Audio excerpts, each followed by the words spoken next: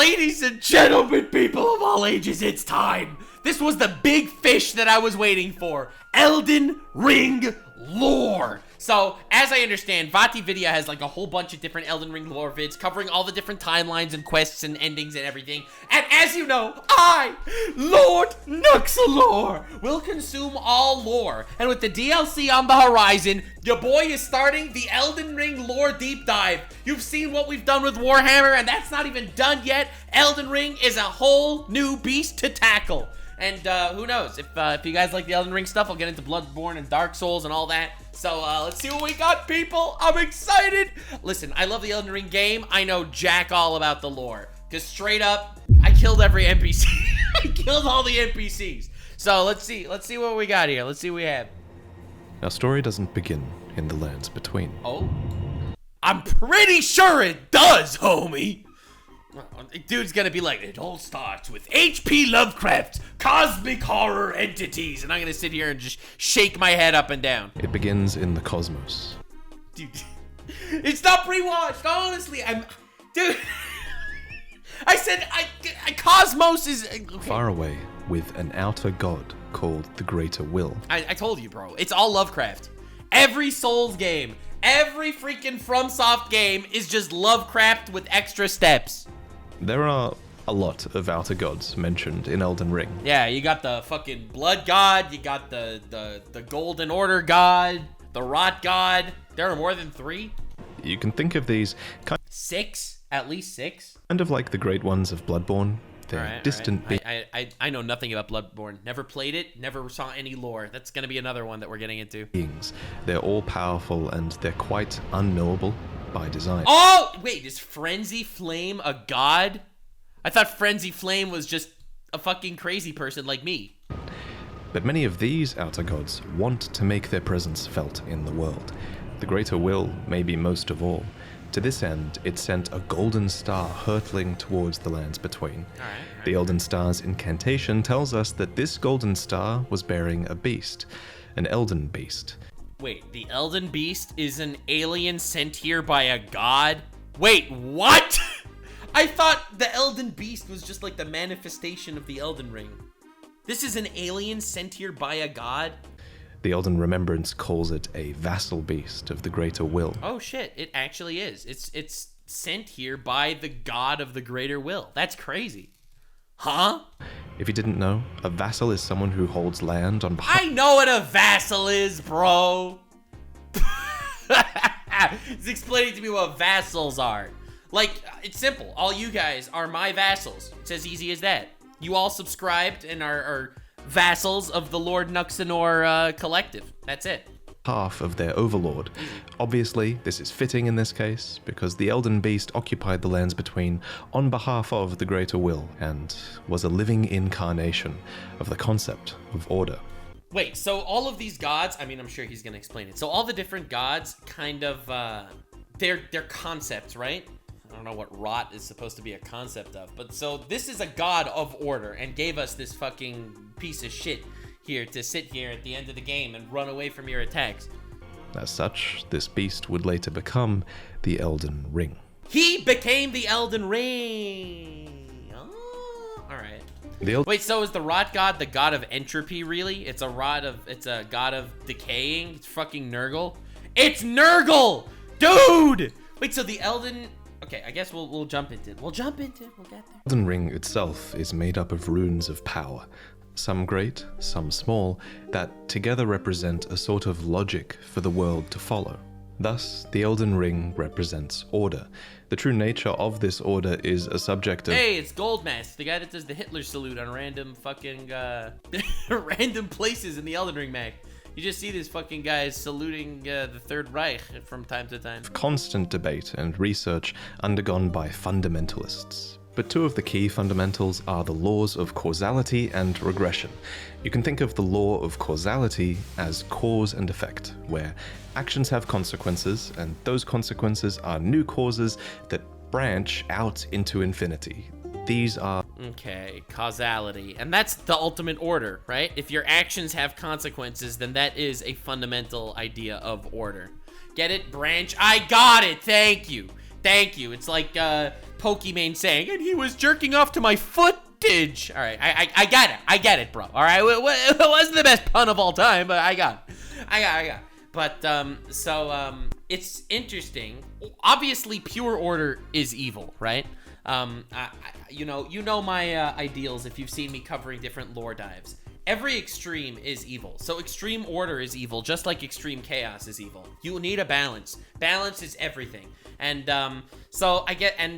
because if order was just good, then why do we actually want to shatter the Elden Ring and all that shit, right? Are the relationships between things. Then there's the law of regression that states that all things eternally yearn to converge and return to their roots. Roots! I get it, roots! Thanks, Chad. Thanks for pointing that out. I wouldn't have gotten that pun. Fittingly, then, the Elden Ring is housed within the Erdtree, which towers over the lands between. Yeah, I still don't know what the Erdtree is supposed to be. I'm not gonna lie. I feel like all these different gods and demigods and all that shit, and I don't know what the Erdtree is supposed to represent at all. But it's very important to stress that life in the lands between did not begin with the Erdtree, the Elden Ring, or the Elden Beast. No, Right, so the lands between is just a place. It's a place like any other place that's being torn between these cosmic gods. You have Caelid being rotted away, and you have the Erdtree, which is it's the core of order. You have all these different gods basically using our existence as a playground. The cosmic horror is definitely present in Elden Ring. As someone that doesn't do the insane lore deep dives, the idea that Melania is infected by the goddess of rot or whatever that means and is just melting away and melting all of fucking Caelid into a swamp of feces, like, that's obvious. We are nothing. We are pawns to be pushed around by different insane cosmic entities. That became very, very obvious. Lands between were occupied well before the Greater Will came. There were other beings here. There were other factions here. There were other gods here. Wait, there are gods here before the Erdtree? And there was even another great tree here before. What? This tree in the depths was a different great tree before the Erdtree? For the Erdtree. And this is where a huge twist regarding the Erdtree comes in. So, there are incantations in the game called Aspects of the Crucible. Yeah. According to their descriptions, these are manifestations of the Erdtree's primal vital energies. Nice. And I quote, "They are an aspect of the primordial crucible where all life was once blended together." Nice. But how could all life be blended together in the Erdtree if the Erdtree appeared after life existed? Wow. I didn't think of that. Okay. Wait, so there was an entire previous culture that lived here before the Greater Will came and dethroned an entire previous religious / god / world? Well, there can only be one answer, right? Oh, fuck. That the Erdtree is a parasite, and it took over a tree that existed here before. This ancient tree was called the Great Tree.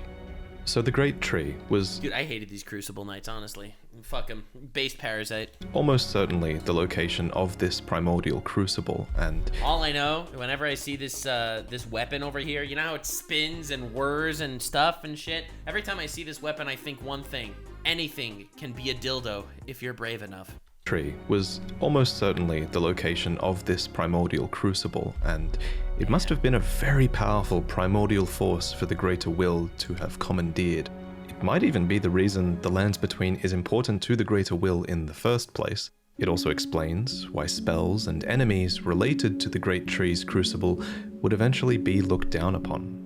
For example, the Knot Talisman is fashioned from a knotted vestige of the Crucible, and it was considered... That's why all the Crucible guys are considered pieces of shit that everyone wants to wipe out, because they are just remnants of a previous order, and the current order, which is ironically an order of order, right? The current order is, it doesn't care about the previous one. The previous one is now, it's a religion without a god. Holy shit. More racism. Let's go. Let's go. That has literally been this entire stream. It's just from racism lore to more racism lore. A signifier of the divine in ancient times, but is now increasingly disdained as an impurity as civilization has advanced. Enemies related to the Crucible are the Omen, the Misbegotten, and the Crucible Knights, and all three of them would be shunned, enslaved, or imprisoned. Order, baby. Order, baby. God, we love our order. This is an age of order. Order and justice, where if you are a misbegotten or a Crucible Knight, you are a slave or someone who wants to commit suicide. That's it, baby. That's what we got, ladies and gentlemen. I reject your reality and replace it with my own. Yeah, based order. Those who speak for the Erdtree don't want you to know its roots, so to speak. According to the spell, protection of the Erdtree, in the beginning everything was in opposition to the Erdtree, but through countless victories in war, it became the embodiment of order. That's crazy. So, damn. So this world really is just it's a playground. It's a playground for different celestial beings and cosmic gods to control people to fight. And so whichever faction is being run by a god is in control of this world. That is the core theme of the world. And since right now, the winning armies are ruled by this god of order, this is now a world of order. God damn, that is sinister. It is Lovecraftian. In Marika's own words, the Erdtree governs all. God, I love that voice acting. The choice is thine. Dude, the Ronnie voice actress is amazing. Become one with the order, or divest thyself of it, to wallow at the fringes, a powerless upstart. But the greater will... Clutch thy penis with 4 hands and begin to stroke. Maybe that I don't remember if that line was canon or if that was on some other website that I saw that on. I don't remember if that was canon. Needed more than a big tree. It needed loyal agents in the lands between. Dude, these fingers from behind are just upside down ball sacks. Brother. Holy crap. They just took... I cast testicular torsion. To this end, it has the 2 fingers, who are its envoys. The 2 fingers heirloom has a weird picture of them, but it reads, what? Of course, fingers cannot speak, yet these are eloquent. Persistently they wriggle, spelling out mysteries in the air. Yeah. Thus did we gain the words of our faith. These words are You got it? It was fingers? interpreted by the finger readers. These are the undying old crones that you would have found throughout the lands between. Yeah. They pass down the wisdom of the 2 fingers. They are not very useful. Or at least, they used to. Your fingers, please, your fingers. The 2 fingers have told us the location of the G-spot. It is findable by someone of your kind. Can read them. Most of them appear to have lost their purpose, and they're desperate to read your fingers and tell you annoying riddles, since their 2 fingers are likely dead.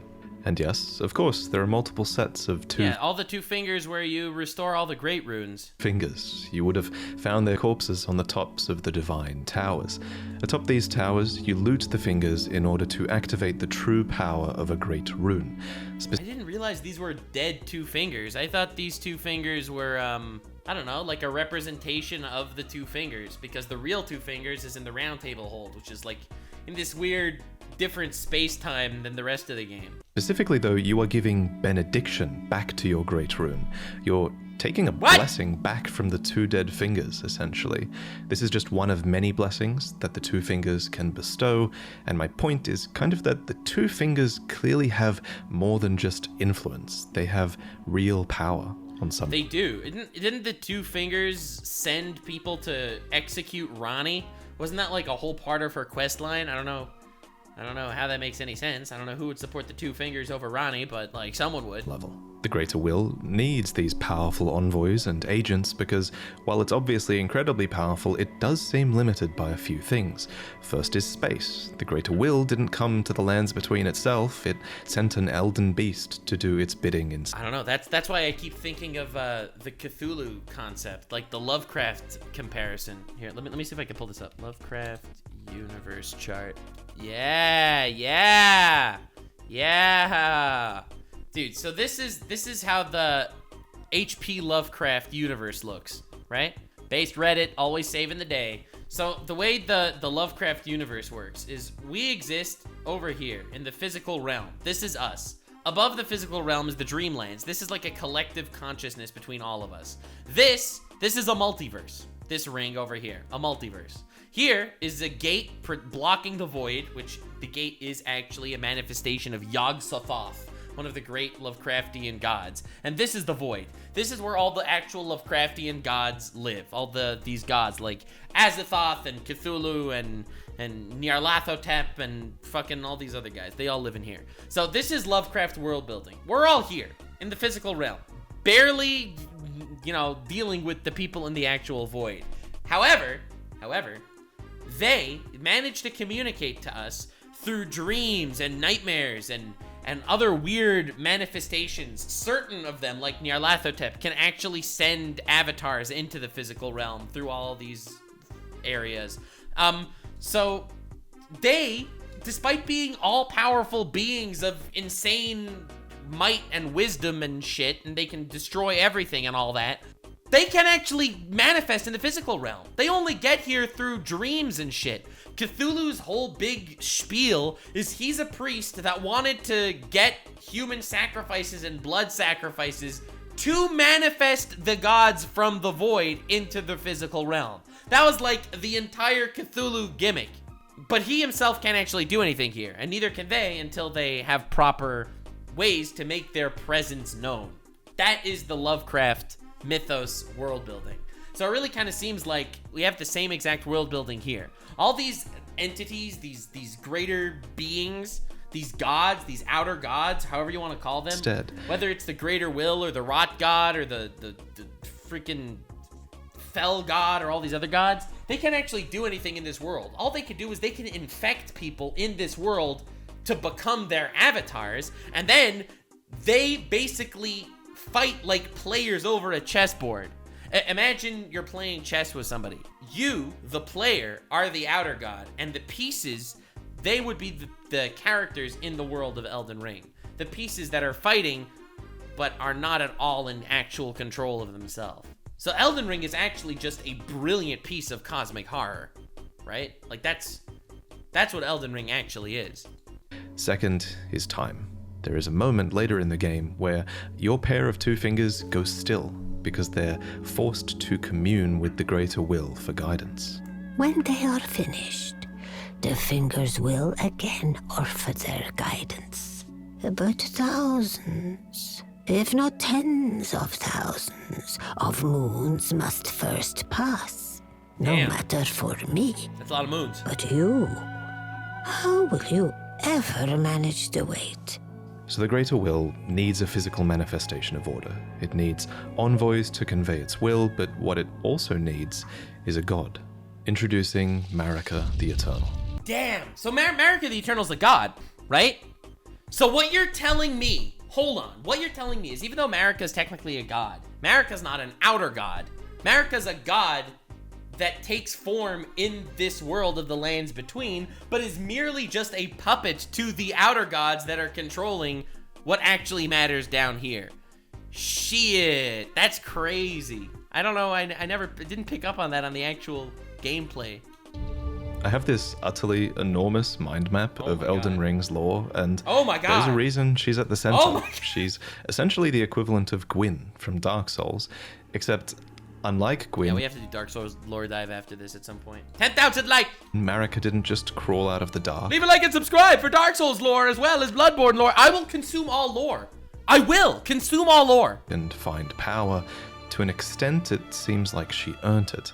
We don't know much about her origins, except that she is of the Numen race, which is actually an origin that you can choose in the character selection screen.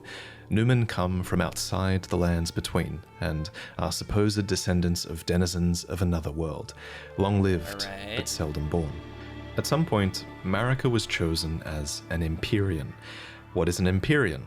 Well, an Empyrean is a being chosen by the fingers as a The way I understood Empyreans are they're the ones that have the capability of becoming gods, chosen by this outer god. The outer god will communicate with the two fingers. They're the players, right? Marika, these guys are just the chess pieces to the outer gods. Even though to us, they're fucking gods. They could do anything. But to the to the greater will or whatever, they're just pieces on the board. as a candidate for godhood. As an Empyrean, Marika received the aid of a shadow to do her bidding. So what is a shadow? Great well, question. it's a wolf, shadowbound What? to its Empyrean by the two fingers. Wait, that's why everyone gets a wolf. That's why you got the wolf summons right away. That's why Ronnie has Blythe as her wolf guy. Damn, that's crazy. Lunar Princess Rani is another example of an Empyrean with a shadowbound beast. You would have met Blythe. Yeah, These I know Blythe. He's the guy that Bao keeps talking about wanting to have sex with. Hey, I don't judge. I judge a lot. creatures I'm a very judgmental guy. I don't know if you've noticed. are the Empyrean's very own shadow. They are completely loyal to their needs. Wait, so who's Mikola's shadow? Isn't Mikola also an Empyrean? And by definition, incapable of treachery. Marika's shadow was a beast called Malakath. Every Empyrean God, Malekith is so cool. uses their shadow in different ways, but Marika's sole need of her shadow was as a vessel to lock away destined death. So what is destined death? Great question. Well, according to Enya, The way I understood destined death is that it's just a lore excuse for why you respawn. Because every Dark Souls and Dark Souls-esque game needs some lore excuse why you respawn at the bonfire. it's the rune of death.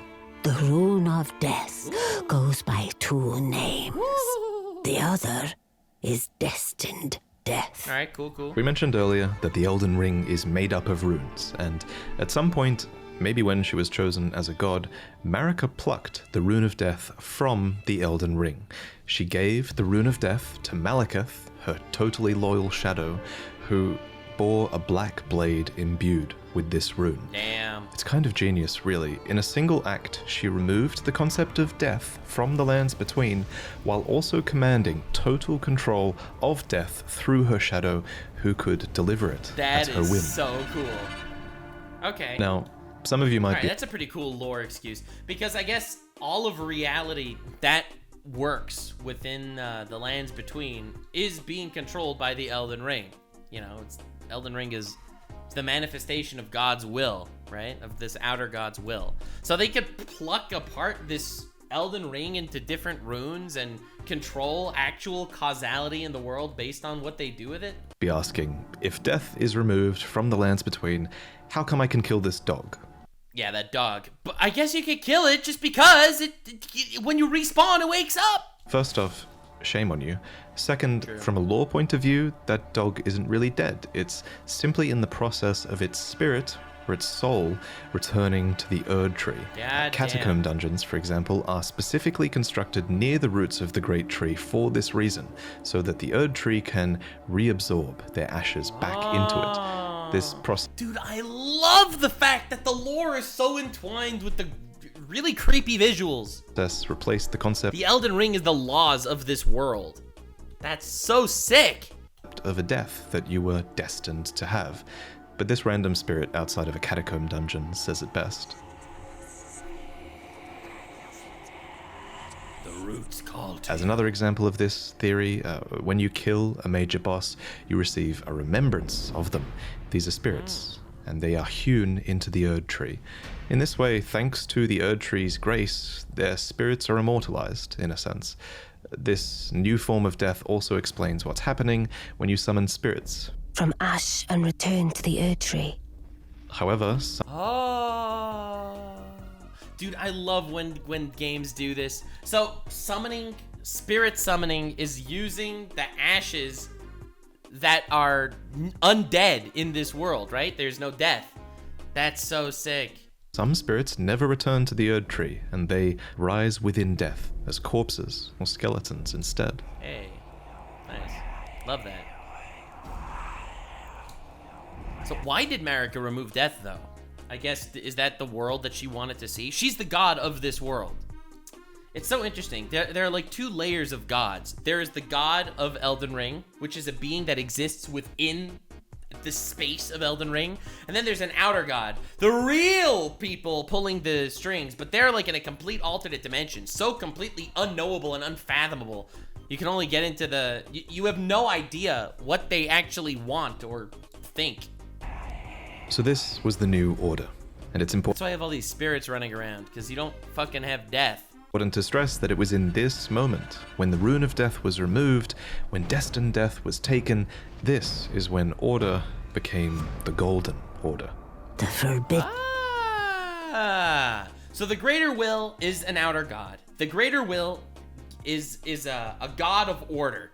Now, this god is currently in control of the lands between because the vessels of this god won the war, wiped out the Crucible Knights that took Helm and are sitting on the throne.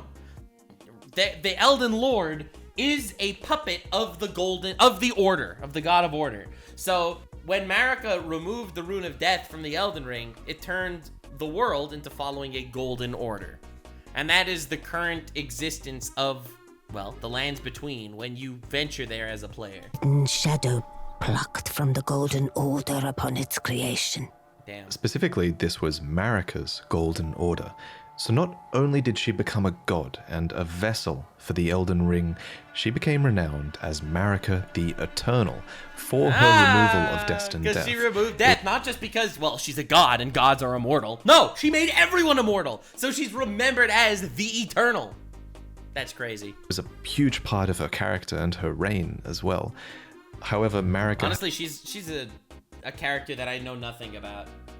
Like, she doesn't speak at all in the game, right? You just walk into the room and you just see her crucified there. You never actually know what she's up to at all. I wonder if Vati made a video talking about what she actually was doing. Because, like, for me, iconic characters are characters like Ranni and Radon, like Melania, like characters that we've spoken to and we got so much about. All right, we'll get into all the lore. We will consume all the lore, all the timelines, all the endings. Never fear, never fear. This is just the original timeline. Had more than just death to conquer, she had wars to fight. True. As the world was occupied by many forces that could threaten her Golden Order. Yeah. There was The war dragons aren't part of her Golden Order. with the Stormlord, who likely ruled over Stormvale. Stormlord? Oh, this is before Godric took over Stormvale, I guess. And there was a war with the Giants, who were masters of a flame that Yeah, and they were all massacred. Let's go! Racism! Woo, baby! could burn the Erdtree. There was war with the ancient dragons, who incidentally had stones that could twist time and thus slay a god. Incidentally. And finally, there was war brewing with the Carrion royalty, who had previously obeyed laws which contravened the Golden Order. The Carrion royalty are the people in, like, the big Hogwarts in the middle of Liurnia, right? Sort of similar to how the Greater Will needed an Empyrean to enforce its will, Marika herself needed someone to wage war. So there was to be a husband, a consort, an Elden Lord. Ah, the first Elden Lord, Godfrey. The man chosen was Horalu, a ferocious warrior who became known as the Lord of the Battlefield. His crown was warranted with strength, and while it was for this strength that Marika married him... Wait! Marika was like, I will marry you because you are extremely good at committing genocide specifically. That's perfect! Let's freaking go! He was also required to take a vow to conduct himself as a lord, to suppress the ceaseless lust for battle. And that's when he became Godfrey. He used to be Horalu, and then he became Godfrey. Raged within, Horalu took the beast regent Sarosh upon his back. You'll notice this is another example of a beast being given for the purpose of serving order. Thus, in this moment, he went from being Horalu, warrior, to Godfrey, the first Elden Lord, consort to Queen Marika. Another really interesting thing that I've noticed in Elden Ring, names have so much power. The names represent exactly who these people are. Like, you'll fight him, and when he's referred to as Godfrey, you think of the noble first Elden Lord. When you refer to him as Horalu, he's this blood-stained genocidal freak, right? It's so wild. You know, like Melania, Blade of Mikola. That's when she's fighting to protect Mikola and all that stuff. But then you also have Melania, goddess of rot, someone who just exists to spread decay throughout everyone. Like, names matter so much in Elden Ring. It's crazy. And a certified demigod. Godfrey and Marika had 3 demigod children together. There was Godwyn the Golden, who you saw being killed in the opening trailer. Godwyn, literally the only nice guy in all of Elden Ring. Why? And there were also the reviled Omen twins, Morgoth, who guards the Erdtree, and Moog, who became Lord of Blood. Remember when Moog said it's Mogan time and then proceeded to Moog all over the place? That was crazy. You might think that Godric was another demigod child, but he actually wasn't. Oh, Instead, I thought Godric was totally one of the demigods. he was probably descended from Godwyn. Anyway, we'll He's a grandson? Oh my god. That's great. talk about the demigods more in detail in another video, so subscribe for that. But for now, just know that Godfrey and his offspring were the first demigods, henceforth known as the Golden Lineage. Alright. In his wars, Godfrey led his Wait, so why'd she dump him? 16 Crucible Knights into battle, Wait, the Crucible Knights worked for Godfrey? who were named I guess that makes sense. They have that same stomp attack. so for they fought with the primordial powers of the Erdtree. Their incantations were aspects of the Crucible itself, and they likely fought giants, dragons, the Stormlord, and more to usher in their age, the age of the Erdtree. In Marika's own words, "Hark, brave warriors. Hark, my lord Godfrey. We commend your deeds. Guidance hath delivered ye through each ordeal to the place ye stand. Put the giants to the sword and confine the flame atop the mount." He really was a genocidal freak! And I guess confine the flame was because this is the only thing that could burn down the Erdtree. Marika was really like, alright, well, in order for things to have order, well, we don't want all these different religions, alright? These different belief systems. No, that leads to issues. So first thing we're gonna do, first order of business in order to have, an age of order is simple. All we're gonna do is exterminatus for the Emperor, ladies and gentlemen. Wipe out the heretics. Let a new epoch begin. An Such a good word, epoch. epoch glistening It was such a good word, she said it twice. with life. Brandish the Elden. See, that's what I mean.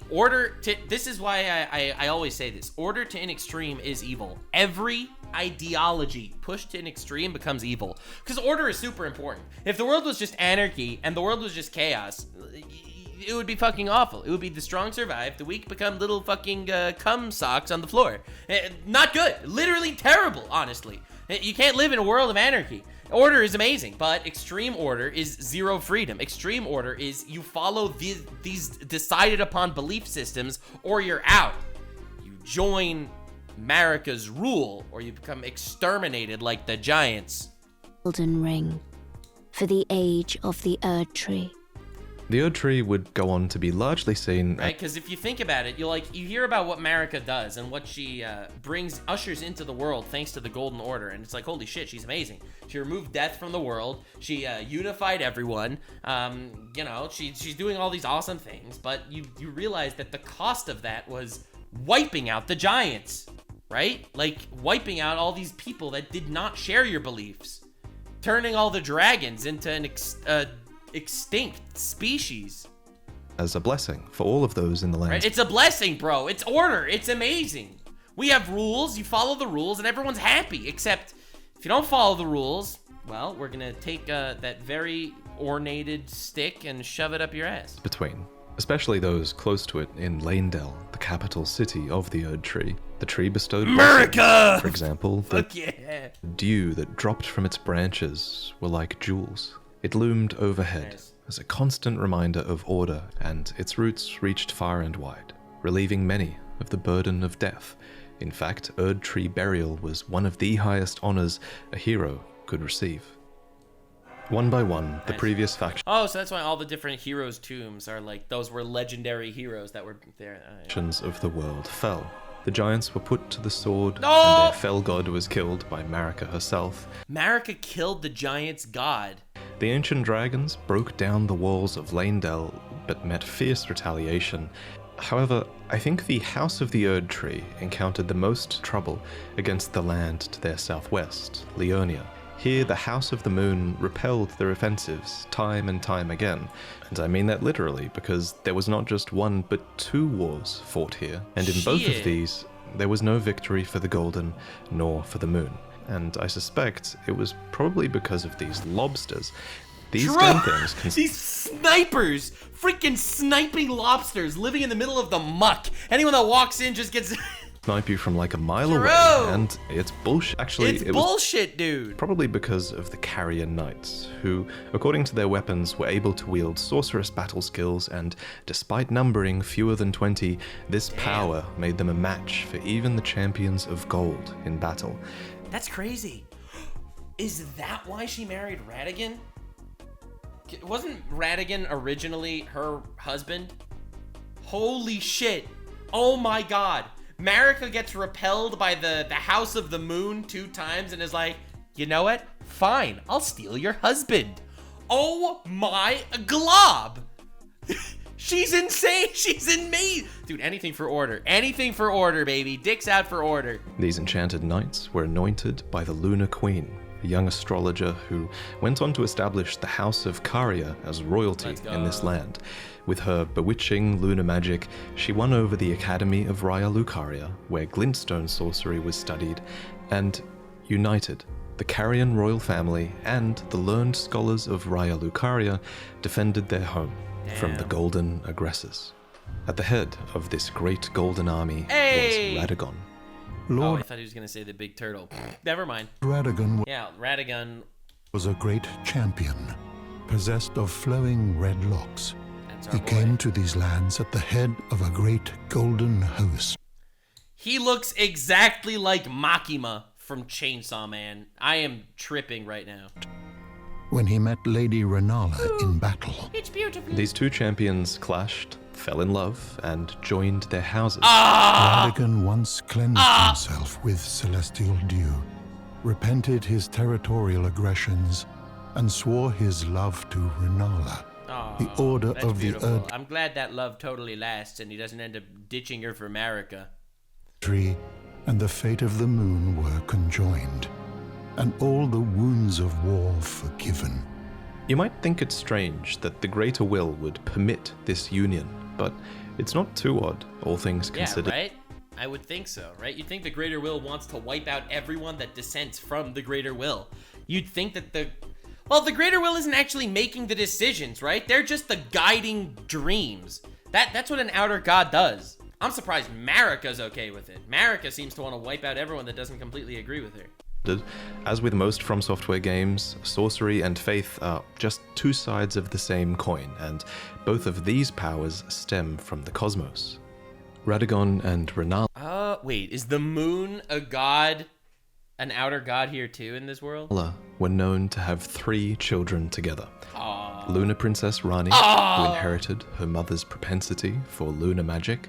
Radan, who took after his father Radagon and would go on to master gravitational magic. Yeah. And Rykard, who pioneered new hex sorceries and would go on to feed himself to a great serpent. Is the great serpent a god? Oh my god, I'm looking at this whole thing from a different lens right now. This is crazy.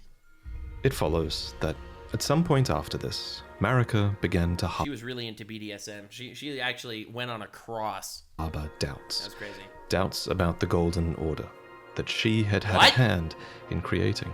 In Marika's own words, I declare mine intent to search the depths of the Golden Order through One thing that I literally have no clue about, I went through the whole game without having any idea. Who is she? Who is Melina in the lore? Like, she doesn't fit anywhere. understanding of the proper way. Our faith, our grace is increased. Those blissful early days of blind belief are long past. My comrades, why must ye falter? Damn. And it's at this point that That's we crazy. I never realized Marika had second thoughts. I guess, is that why, Marika ended up on a cross? Because she had second thoughts about the Golden Order? She was a god that was disobeying the outer god? Damn. should talk about Marika's motivation. Please! Yes! Because I had this lost. All I had and understood was, well, you have the outer god, the god of will, right? And then she had the god of order. Her character. This is surely going to be one of those huge points of debate in the coming years. But for now, my working theory is that she wanted to discover the truth behind order and the truth behind the greater will, and she believed that bonds had to be broken so that they could be better understood.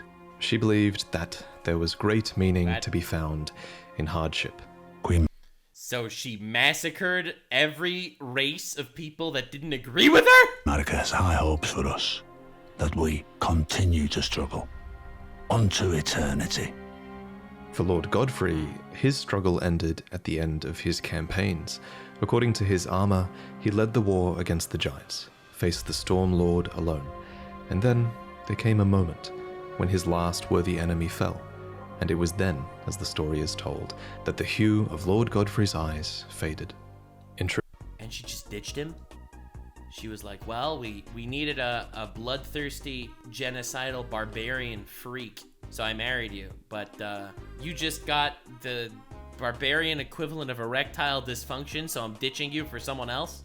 Truth, he was robbed of his grace. Then Marika sent him away. Dude. Oh My my lord. god! And thy warriors, I divest each of thee of thy grace. With thine eyes dimmed, ye will be driven from the lands between. Ye will wage war in a land afar, God damn. where ye will live and die. So he was a tarnished originally. So, wait, he's just like you.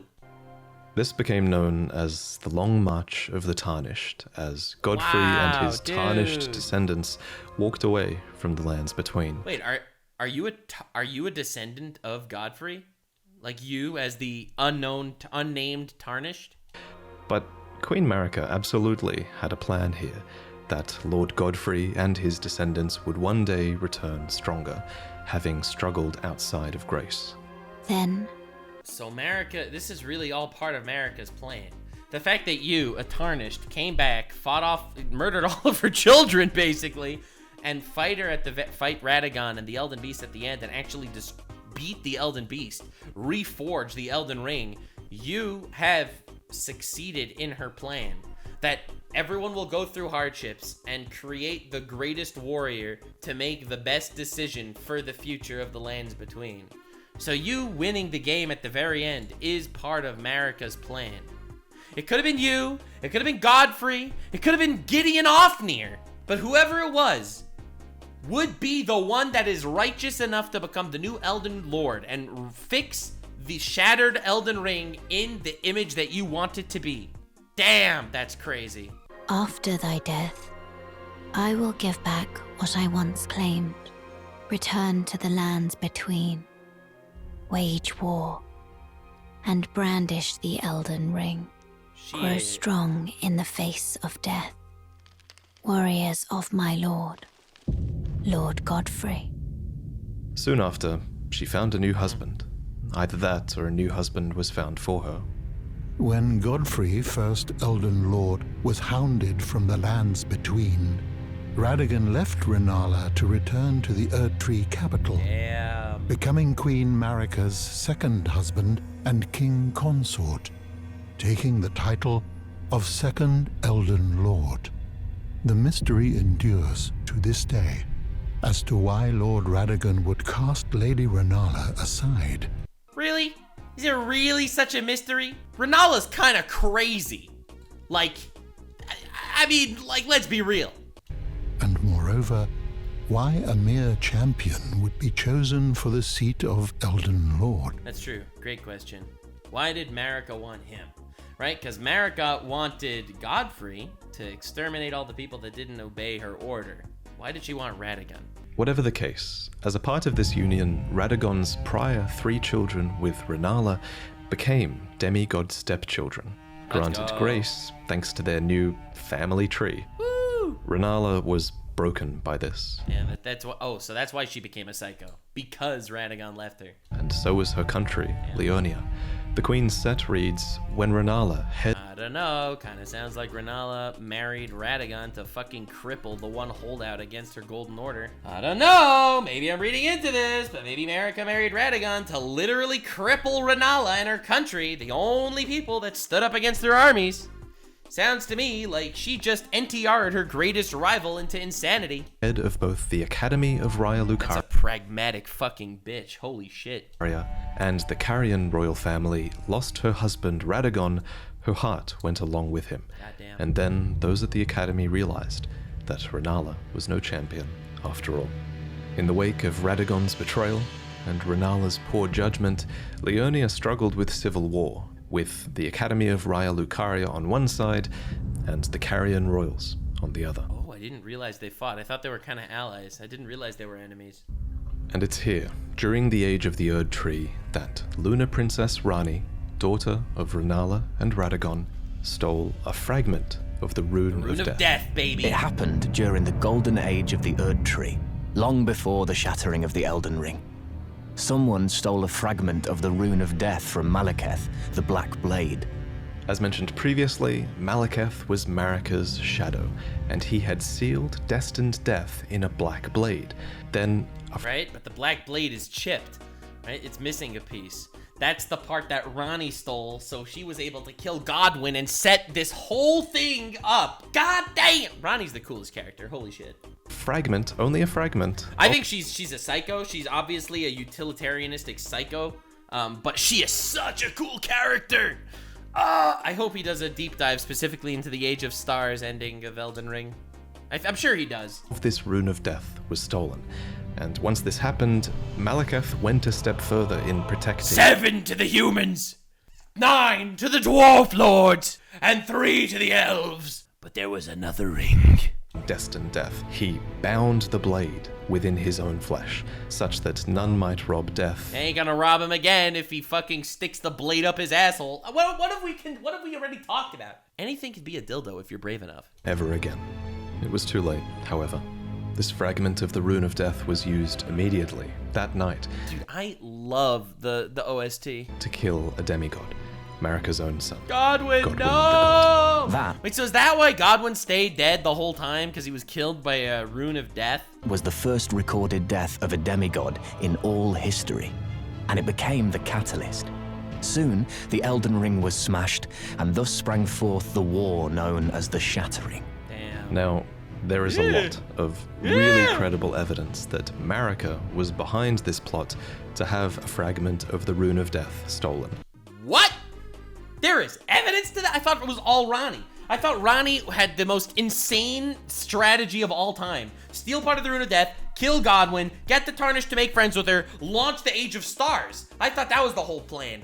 Marika had to do with this? There's To also kill her own son? a ton of evidence that Marika is behind the entirety of your Tarnished quest. See, that I believe. That makes sense. Marika wanted, through struggle and difficulty, to find the perfect suitor to take over as the Elden Lord. And that's her massive plan. That I could completely get behind. But we'll talk about that in another video. For now, all you really need to know, in terms of the timeline at least, is this. Dude, I'm glad we're getting the whole timeline. After the marriage of Marika and Radagon, and after a fragment of the Rune of Death was stolen, Shattered the Elden Marika Ring. went on to shatter the Elden Ring, Yeah. and Radagon attempted to repair it.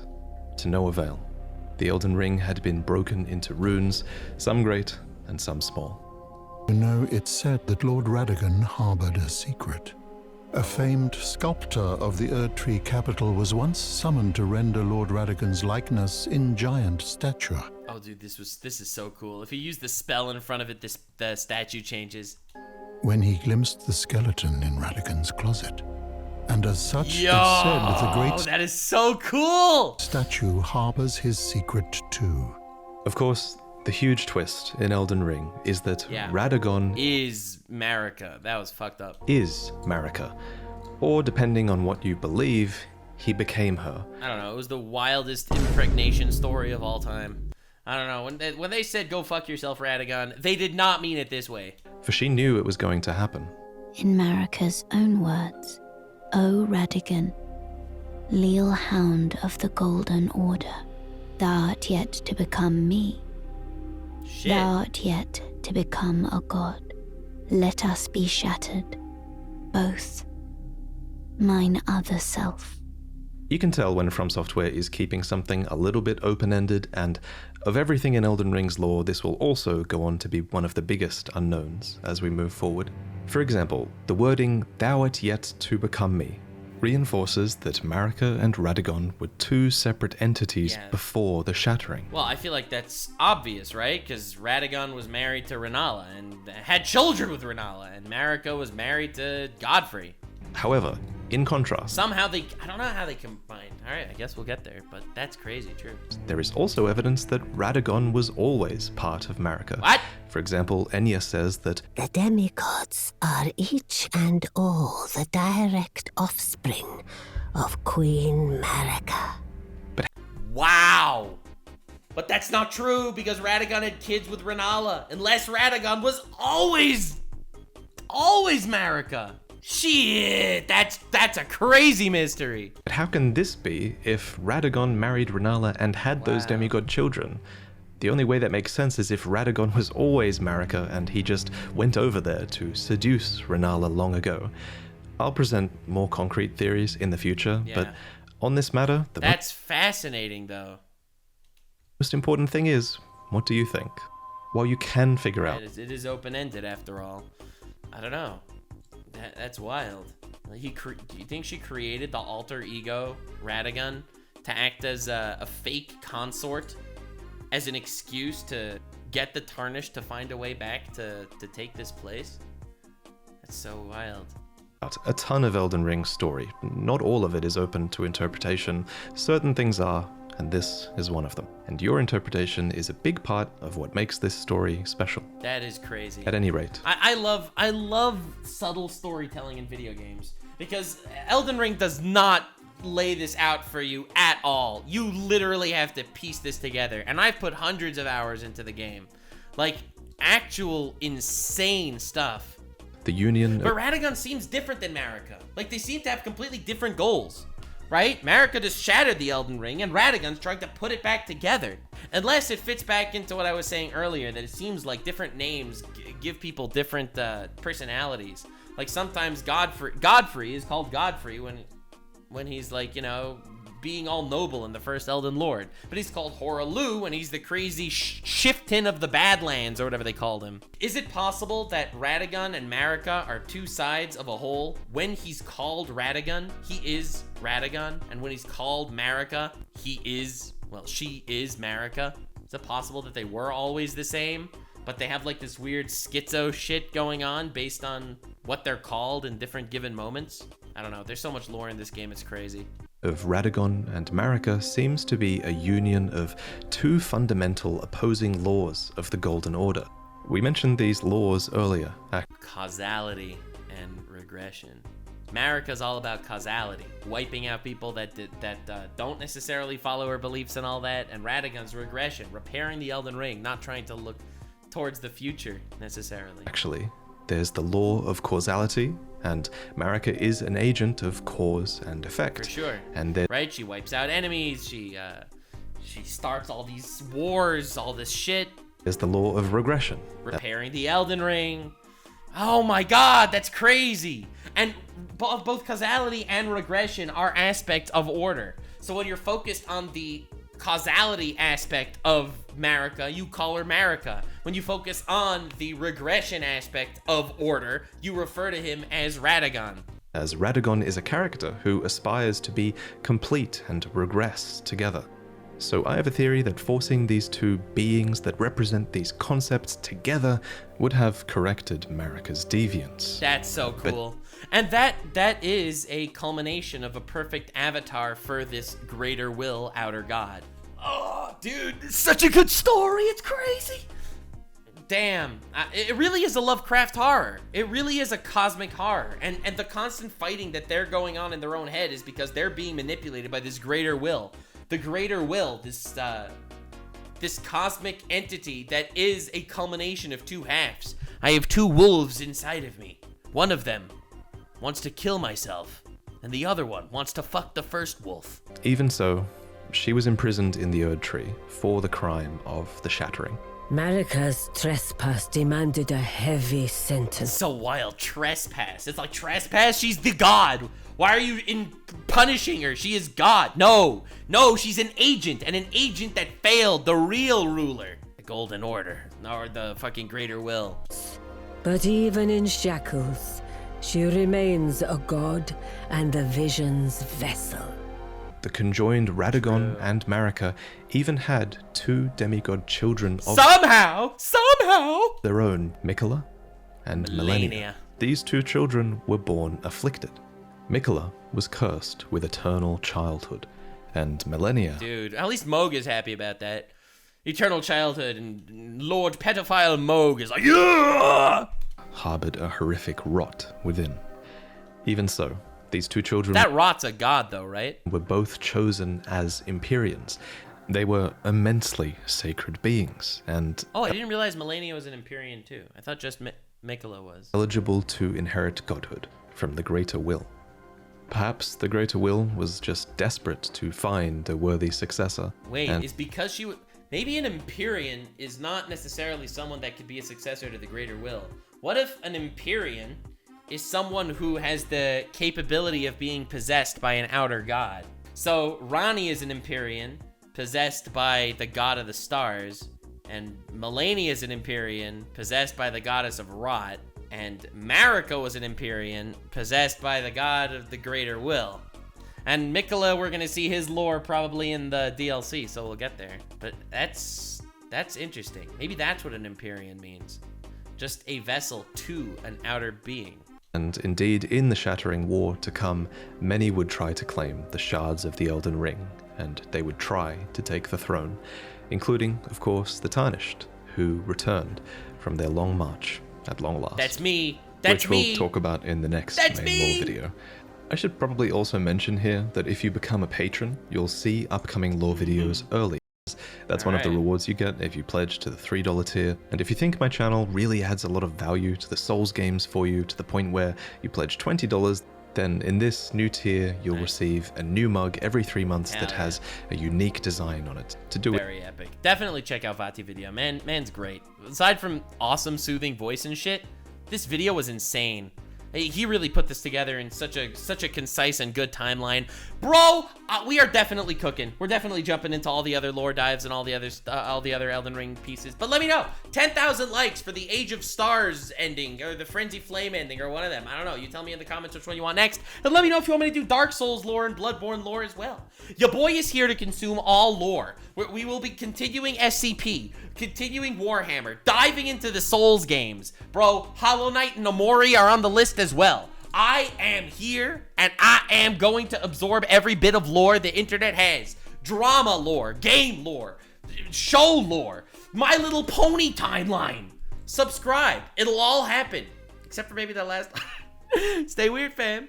If you made it to the end, click one of these 2 videos, which also will definitely get me canceled. See you live on Kick. Stay weird, fam.